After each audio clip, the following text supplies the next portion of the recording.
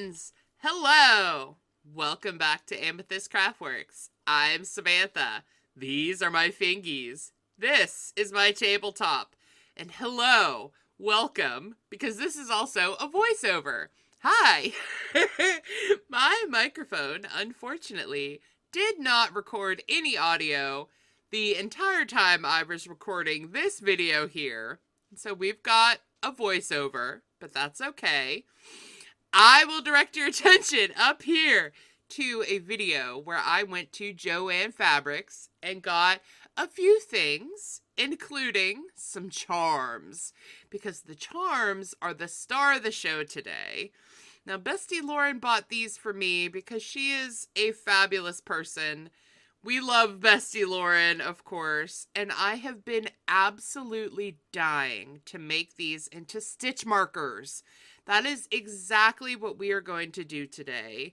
These two packs of charms, this one here, which is like a witchy set, and then in a moment, there we go. We've got a like spooky, scary skeleton set with a screaming lady there and like a mirror and some skeleton pieces. Like, these charms are absolutely made for making stitch markers, right?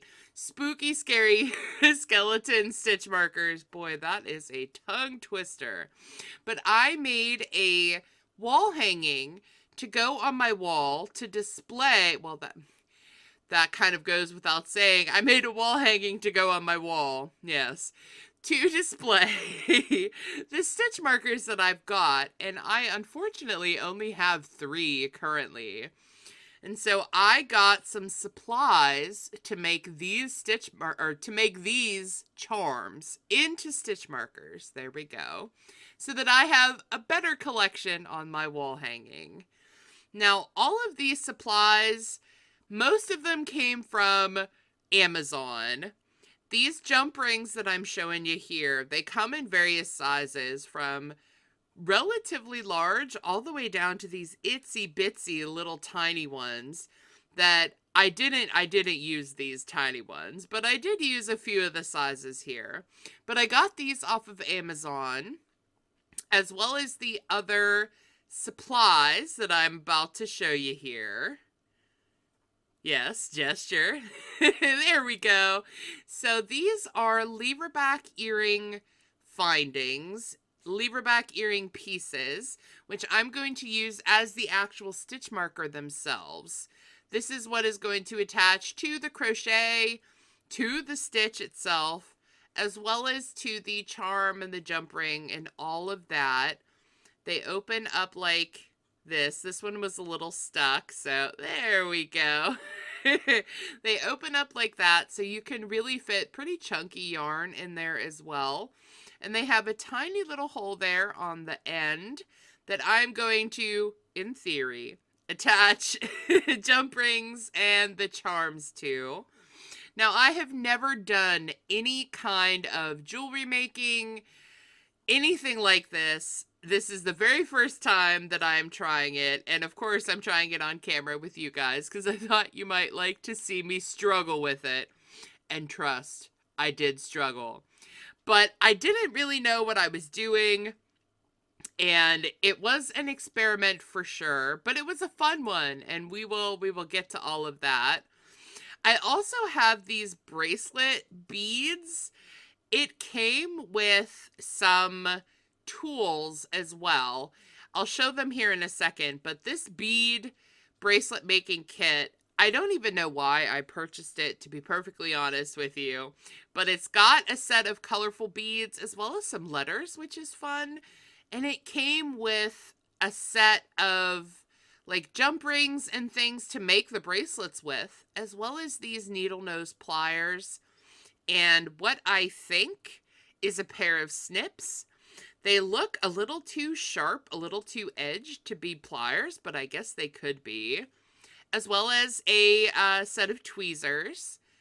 And it also came with like some fishing line type string for bracelet. Like, it's not stretchy, it's not elastic, but it's just kind of like fishing line to put the beads on and then attach your findings and make a bracelet, so on and so forth. So it came with all these things, which I was super excited that I already had them.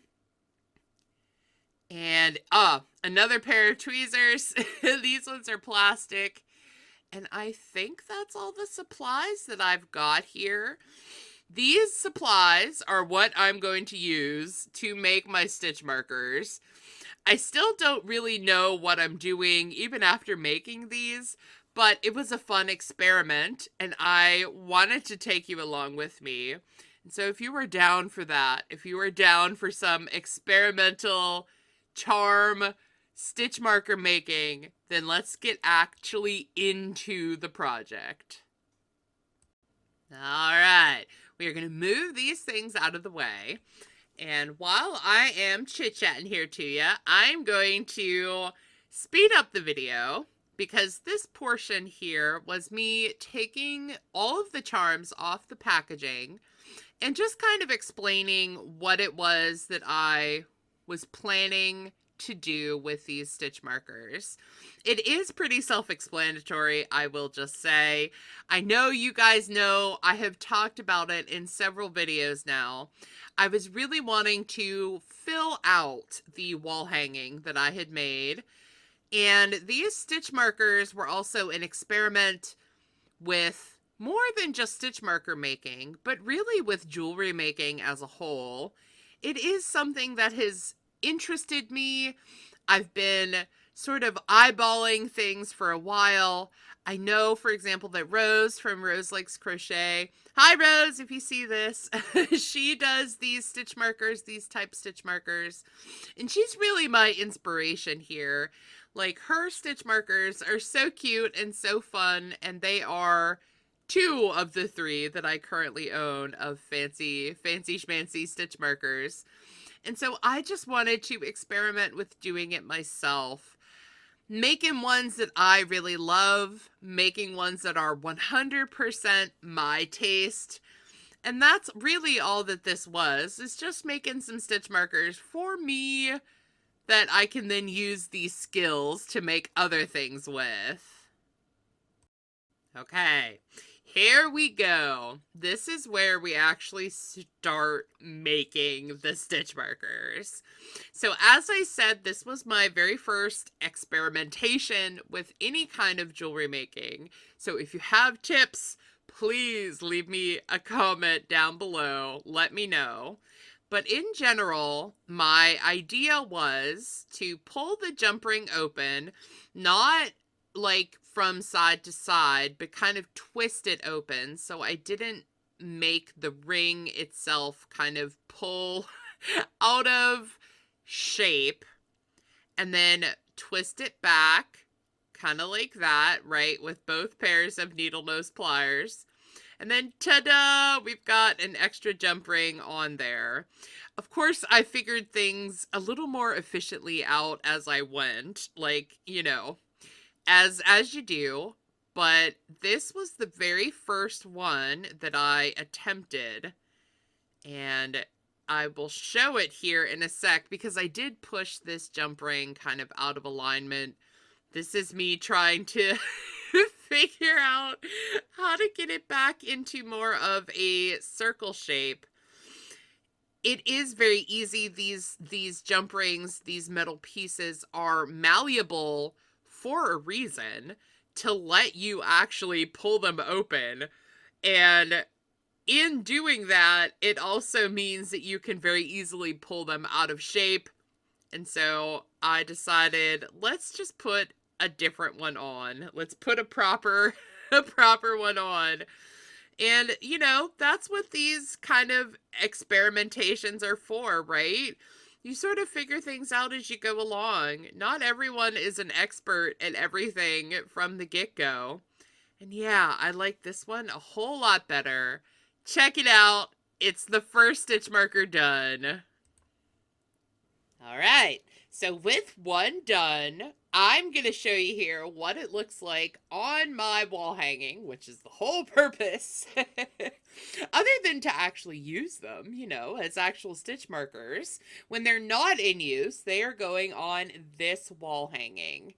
Now, after I get this attached to the wall hanging, I'm going to show you some more sped up footage of me making all of the stitch markers, really. And then we will come back, touch base. You know the drill with these crafty experiments now. But look how cute! It looks so fun. I really love this idea.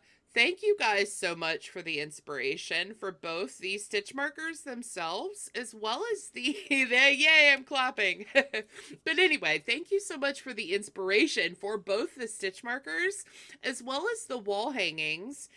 Wall hangings were on my radar, but I don't think I would have done them this quickly, like done them currently, if you guys didn't suggest them. So thank you so much for that. And yeah, I've got these other charms here. I'm going to work on making other stitch markers here. Get ready for a little montage of sped up footage and some background music, and then we will touch base here at the very end.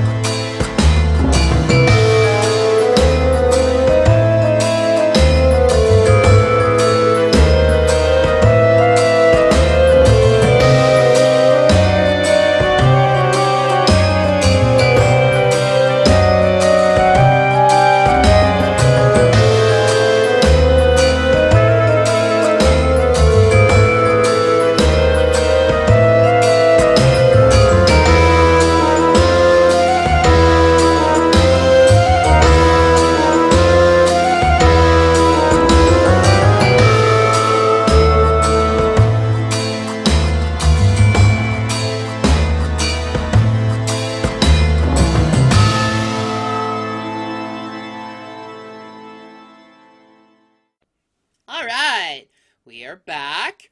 We have completed all of these stitch markers, and I do have some final thoughts here that I'm going to go over while I show you how I attach them and how they looked on my wall hanging. Now, the beads specifically, the little plastic colorful beads that I attached to some of the stitch markers, they were, of course, I have mentioned, they are cheap plastic beads that I got off of Amazon, and so they're not all 100% uniform. And so some of them fit quite easily onto the jump rings, and then some of them just refused to fit. They didn't have an inner hole big enough to fit onto the jump ring, which was a little frustrating.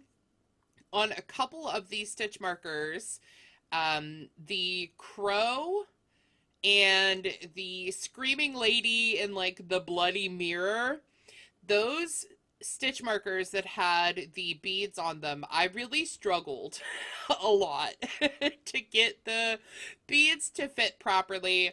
I also really bent the jump rings out of shape on this particular stitch marker that I'm talking about here, the one with the bloody, it's almost like a bloody mirror with a screaming lady like clawing her way through. It's very The Ring. But anyway, I really bent those jump rings out of whack and then tried to sort of fix it and just made it worse, and so ended up having to put a new one on and so on and so forth.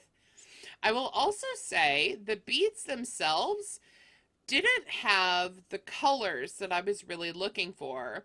You can see there on that particular stitch marker, the red isn't really a red. It's more of a pink. And for this one that I'm fiddling here with, the green cauldron, there also wasn't like a true lime green for me to match this one either. So I would say purchasing beads off of Amazon, sight unseen, maybe not the best idea. I have them, so I'm using them, but you get me, right? I will also say it does take a bit of practice. Towards the end, I started to get a bit better. I started to understand things a bit more. In the beginning, I was really good at pinching the jump rings just completely out of whack. And that's just sort of par for the course, I think, for any of these sorts of projects. The first ones you do are not gonna be perfect, and it gets better as you go. Just like with my crocheting and everything else, you just gotta practice, you just gotta keep going. But yeah, you can sort of tell there with the crow, the raven, I was trying to match his eye with the red bead, and it just is sort of like more pink than red.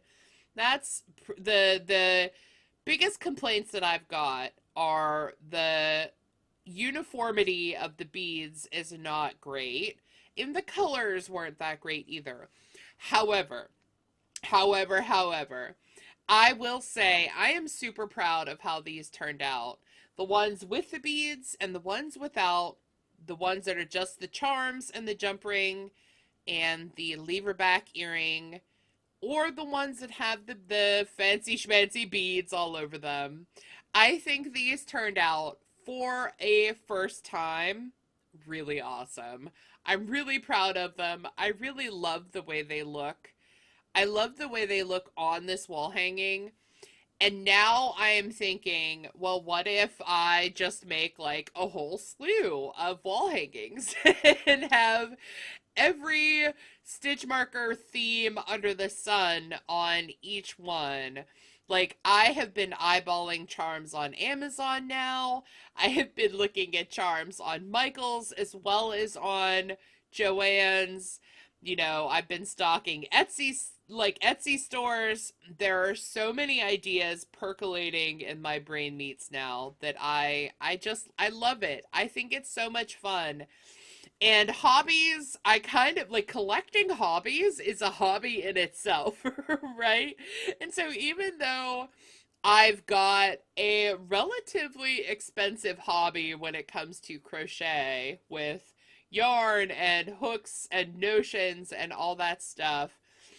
Jewelry making, stitch marker making is something that I could totally see being a long-term hobby for me here on the side. You know, when there's a good sale, when I spot something fun and funky, you know the drill, right? I love it. I think this has absolutely ignited a love for beads and charms and like earring making in general that I really enjoy. And so, yeah, those are all these stitch markers attached here. And I'm going to throw a clip in here at the end with showing it off on my wall. I hung up another little thingy here that I made. So my wall, the wall piece, the wall section that I've got this hanging on has some more stuff on it, including a cross stitch that Bestie Pums made for me. If you were curious, she is the one who makes all my cross stitch things that are in my backgrounds here. And yeah, I'm going to show you what it all looks like. Thank you so much for joining me here. Thank you for struggling here with me with the voiceover. I hope it wasn't too terrible. Thank you for giving me a like, yes. Thank you for subscribing. Thank you for leaving me a comment. And until I see you again, until I've got another crafty experiment, I will just catch you later. Take care. Goodbye.